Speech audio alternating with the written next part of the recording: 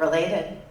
Hi, I'm Stacey Kane. I'll be your moderator for today. I'm a fractional CMO for restaurant brands, specifically in the emerging space, so I handle really small brands. And I've been doing it about 30 years. And I'm very excited for you guys to meet our esteemed panel today. So I'm going to let them introduce themselves. I'm Ben Wheeler. I am without a microphone. That worked too. Ben Wheeler, I'm the kiosk guy. This is this month is the 25th anniversary of me being hired into the kiosk industry by Rowell Industries. I was the strategic supply chain manager for everything at Flextronics International, the $56 billion corporation out of Singapore. We did Redbox, Kodak Picture Maker, NCR Fastlane, which is self-checkout even today at Target and Walmart. So my day job right now is incredible. We do the Skittles kiosk, soon to be the M&M kiosk coming out in the fall. My name is Mitch Renolan, have a background in franchising, undergraduate MBA in franchising, now working with quick source restaurants and fast casual brands for expansion. And the way we're using AI is, in every day, but with the kiosks, there's some few nuggets that I want to point out and bring to attention today. My name is Dan Borderstrass. I'm the Director of Sales and Revenue Operations for SoundHound. I've been in elements of tech, especially from the customer service standpoint in restaurants for about 10 years. And then also worked at Masterclass and did a lot around training and internal development using whatever. Good morning, Ray Friedrich with East Street Business Advisors. I was a operator for 33 years. Strategic planning and leadership development was something that I was very involved in. But more importantly, the use of technology to enhance the customer experience and or operational efficiency. We leverage that as a company to help us grow. Thanks, guys. So we'll hop right into it. Coming from a restaurant perspective, or coming from a marketing perspective, I distinctly remember it in January of last year, and ChatGPT hit the news.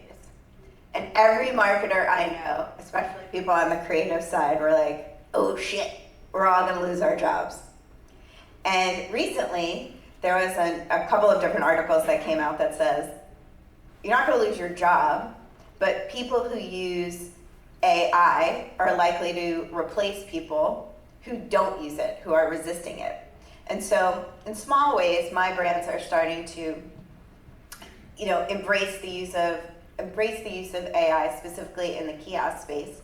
I have one brand that uses facial recognition for predictive upselling, and that has been super helpful with both throughput and increasing average ticket. But I wanted to hear from you guys ways that you're using AI in your self-service kind of application.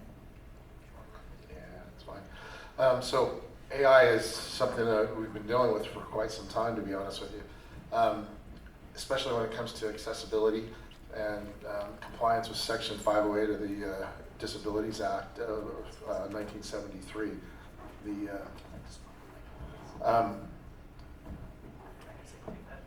Yeah, that's no good. The reason I say that is because it's the only way that you can actually service the folks that have disabilities, because they're talking to the machine. They don't have to read it. They don't have to figure out and discern between the colors. The reason I say that is I worked for AudioEye, which is a company that does websites and kiosks. That I was a consultant for them. That do kiosks that are specifically tailored to accessibility. Does anybody know what the number one disability in the world is? And it's not blind, it's not deaf. I only know because you told me last night. Yeah, sorry. Not being able to read. That's exactly right, not being able to read in any language, shape, or form. So how do you use a kiosk if you can't tell if it says go or stop?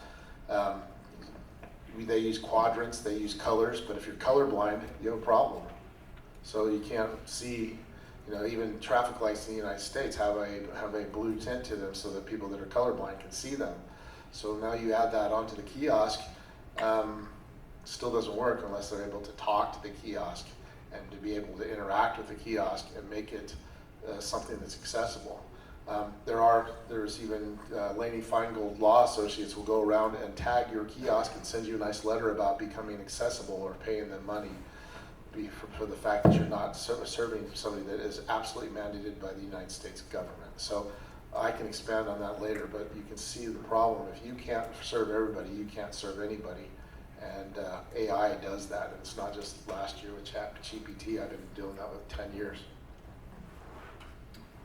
For us and our brands, we don't operate any brands ourselves, but the way we like to kind of give the brands an option is, if they're using a kiosk, we like to tell them to actually engage with that customer. So now, we saw with Gong Cha on the fourth day here with that keynote was Gong Cha is using the kiosk to actually inform the customer on the guest experience and inform the customer on the customer journey through the team member and actually sharing the brand story. And the team members going out there and actually sharing that brand story with the customer. Danny Meyer says multiple times that it's all about hospitality. And the way to deliver that hospitality is that customer interaction with the guest. And the only way to do that is to have dialogue with that guest. So your team members have to be trained, and that's basically the only way to do it. So there is this question of the more technology we add, including things that involve AI, the less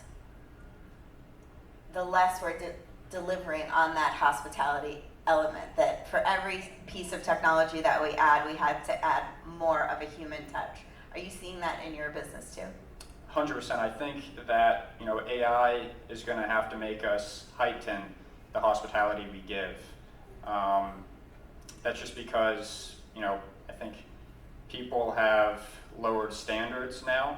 That if you just give an experience that's slightly better than another brand, you really stand out. And I think that's something that we'll continue to see in 5 years. From use cases, obviously we're an AI company, so we work with a lot of different brands and they're using it for different reasons, right? And I think from the restaurant space, the most obvious use of AI is like the ordering element. And I think when we launched restaurants, that's what we assumed was going to be the #1 use case, and then quickly found out there were other ways to use AI, and a lot of that was back of house. It was efficiency. I think one of the really good use cases that pops up is White Castle, for example, has been using our drive-thru, and they took the AI to see how many different ways someone could order the #1 combo, right? And found out there were like 60 different ways you could order the #1 combo, which is not efficient at all. So they actually went back, looked at the recording, looked at the metrics, and figured out how can we make our menu be more streamlined? How can we make it be more efficient? And then also from a back of house standpoint, a lot of people want it for training, want it for retention. I think the last I saw, the average QSR employee stays for less than 90 days. And the turnover is high, it's going to take a lot to train someone. How can you use AI to take a manual, ingest it in digital form, and then be able to ask whatever questions you want? How do you make this item? How do you clean this machine? What's the best practice? And you were asking, like, how is AI being used for customer experience? How can you heighten it? I think maybe a year or so ago, they said a stat that people spend 5% of their income on dining out. And that's been pretty steady over years. Now, since costs are going up, you're going to spend the same amount of money, but you're going to have less visits. So ultimately, you have less opportunity to capture that customer to get them to come back. So people are figuring out, how can I heighten that experience to get someone to come back? Because if you were going out 20 times last year, you're only going out 15. How can you use these elements? How can you learn about your business? And then how can you suggest selling, loyalty, or just allowing people to give a better human experience, because the AI can handle some of the stuff that doesn't need to be done by humans anymore. Cool. So, the really interesting thing about this venue and what we're talking about here is self-service, self-checkout, self-order, unattended retail, kiosks. If you think about this industry and the way we've been able to evolve technology. Everybody's familiar with vendor management systems, so you predict what products you're going to need. The systems will tell you what to bring to the machine, when to bring it to the machine or the market. And if you think about what we're doing, we're really the tip of the spear. I don't know an industry that could have, AI can have more impact than the self-service kiosk industry. To Ben's point, you know, right now user interfaces in a kiosk, that's a big barrier. It's a friction point because you have to tap, you have to scroll, you have to learn the system. Well, when you get to what Dan does with SoundHound, where you've got natural voice processing and you've got visual computer learning, now that is your interface. You're talking to the computer. That's your interface anymore. And you're not scrolling, you're not tapping, you're communicating directly with that device. I think that's really, really exciting. We're also in an industry where we might not have employees present. So now how do you interact with that customer? How do you personalize that experience? Chatbots and facial recognition can help that system identify who that person is and guide them through the process, make recommendations. So self-service and kiosk is really the tip of the spear. And I think AI is going to have a tremendous impact on this industry. It's going to change the way we operate. You had also mentioned before our panel, you were saying that it's not just about AI. It's about this better way to deliver copious amounts of information in more digestible bites for the operator. Could you expand on that a little bit? Sure. So having timely data, AI is going to help us. Dan and I were talking about this earlier as well. It helps us with, and Mitch too, come to think of it. Instead of having information a day late or a week late or a month late, AI can help us to digest the data so we know exactly what we're doing at any one moment in time. Mitch is working with a restaurant group that if their food or labor cost falls out of line, you know within hours that you're not meeting your objectives. Without AI and without that information being so readily available, you can't take corrective action. So having that data available that much quicker means you can react that much quicker. And when we closed the restaurant, 30 days after the close, you have a meeting with the manager and say, hey, 6 weeks ago you had a labor cost and food cost that was really out of whack. Can you help me understand this and can you fix it? Well, isn't it better to have that conversation on a Wednesday and say, hey, by Friday, I want you to correct your labor and your food cost? So AI is going to help us digest that data, get it in a way more timely fashion so we can act that much quicker. Instead of being reactive, we can be proactive. We can fix the problem before it becomes bigger.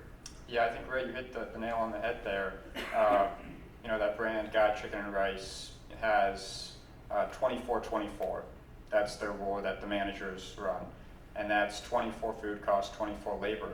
So, back a year and a half ago, those managers were trained on, okay, we've got to run 24 labor and 24 food. But now we've got AI to actually help them track that. And, it's not AI.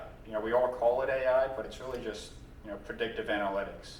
And it's having those analytics so good that, we're able to look into the future and how many guests do we usually see, this time last year, maybe this day, this Tuesday, during this season, how many guests are we going to have? And then how many employees are we going to need for that? And then how much food are we going to need to buy for next week or the week after? And so using that analytic tool is so key.